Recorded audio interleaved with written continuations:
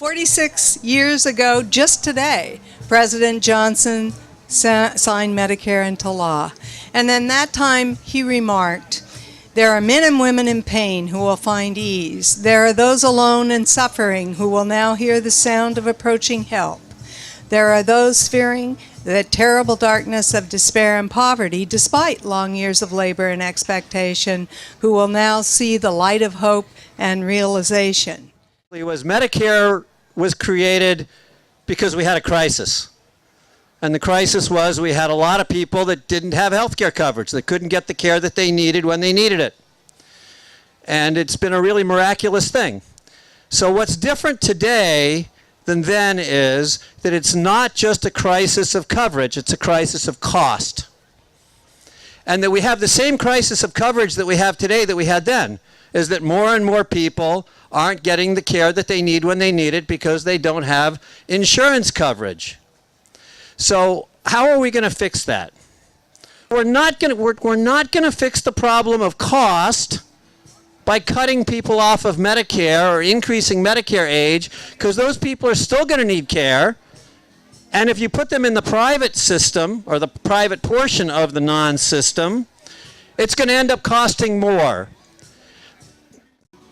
I'm a mad as hell doctor, and I've been in practicing for 30 years, and I've seen in that time a lot of people who just are like this, who don't have the kind of coverage they need to get the care that they should have, and so I'm mad as hell because we're stuck in a situation where we're considering the possibility of destroying it even more. We're killing the small and inadequate coverage that we already have. You have cancer, have an operation, the insurance company won't touch you then on.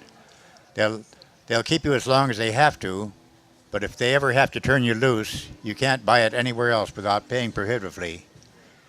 I saw that happen over and over to families that were just locked into situations that were awful.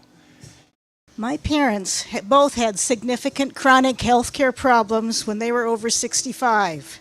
Medicare covered procedures like open heart surgery and hospitalization, treatment for diabetes, high blood pressure, arthritis, and Parkinson's disease. Many other Americans have those same chronic illnesses, and they're not covered at all. You know, other industrial countries around the world cover everybody from birth to through the elderly. And we are a wealthy nation that just can't get around to doing that. We need to cover healthcare needs for everybody.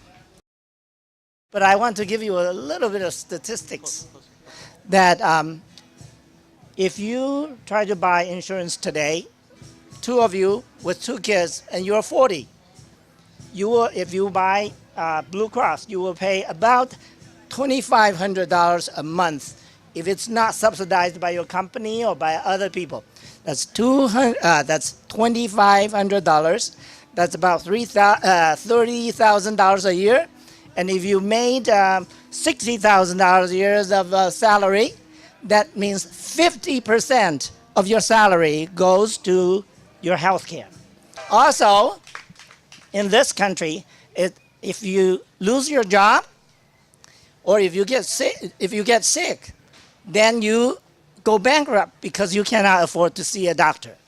I tell you one story that once I was in another country, and my wife and I, we were crazy tourists because we toured the clinics in those countries, and we went in to the waiting room and asked anybody. I said, "Do you like your health system?"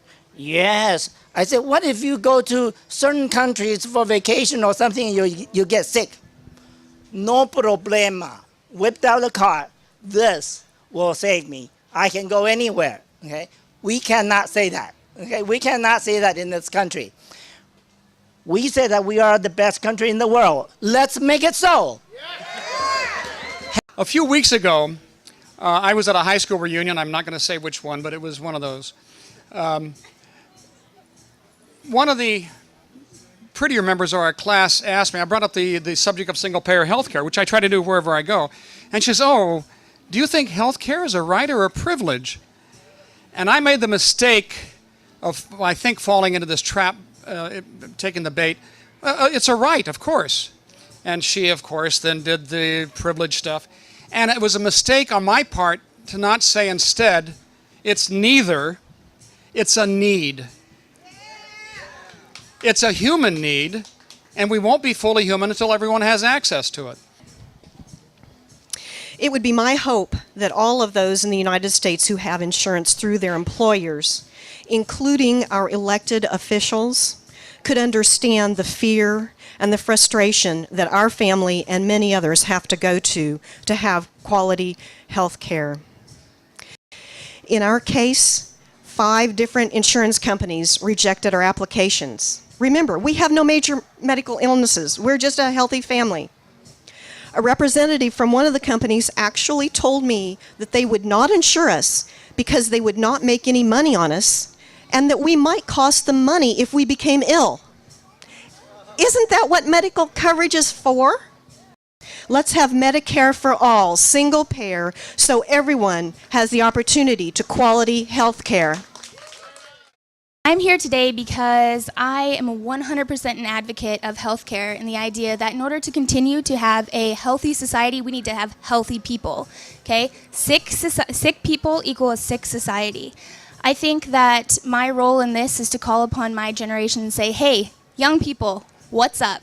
If we think about it, what is Medicare exactly? We have this idea in our head that Medicare is for old people, right? Something that we will never be because we're young and we're going to look like this and feel like this forever. Well, newsflash, we too one day will not be as healthy as what we are today. And we need to really become aware of that and start to make our voices heard. I would like to call on my generation, I know there's not a lot of young people here, kind of makes sense, I suppose, to also become more conscious.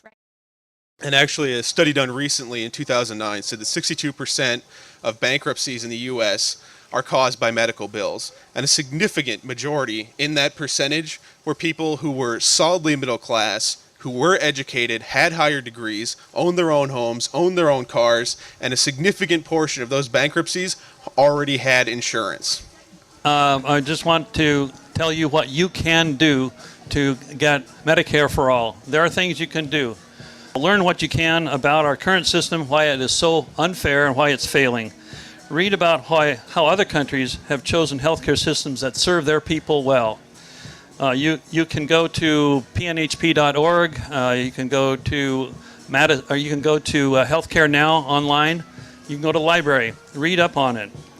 Or you can just Google any particular topic about healthcare and learn about how other people do it better.